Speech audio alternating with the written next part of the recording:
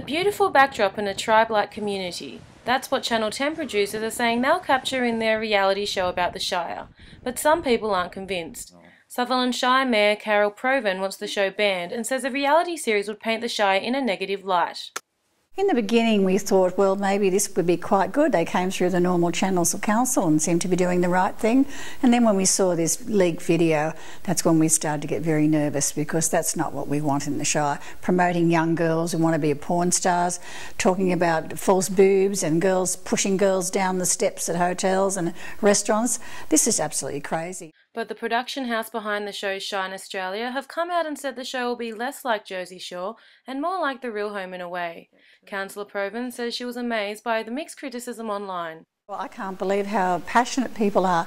Well, I shouldn't say that, because people are very passionate about Cronulla and the Sutherland Shire, because we are a very special location. And even today when I was down there on the Esplanade, people coming past saying, come on, keep fighting, we're behind you. And that's very reassuring. Some locals at Cronulla welcome the idea of a reality show, but most were wary about the content.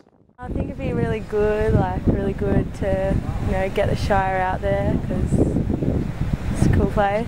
Depends who they choose and how they're showed. I mean, there's a lot of good things in the Shire to show off.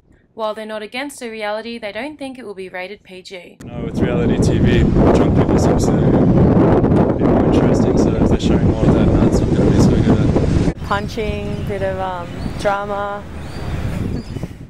Councillor Provan says she stands by her defence, but says she wouldn't totally rule out the idea of a reality show in the Shire. Why don't they bring MasterChef here? We'd like to see lovely lifestyle. Look at the beautiful, the waterways we've got, the beautiful homes we've got. Look at the interesting people we've got here.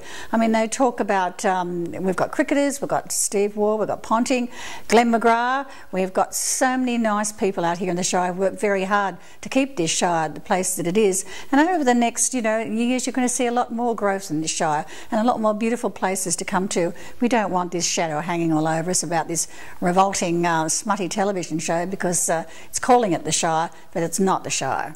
So obviously you wouldn't even think about going on this show? They wouldn't want me anyway, I'm too old. What about any of your grandchildren? No way in the world. The Mayor of Penrith said, oh, I'm being a bit precious.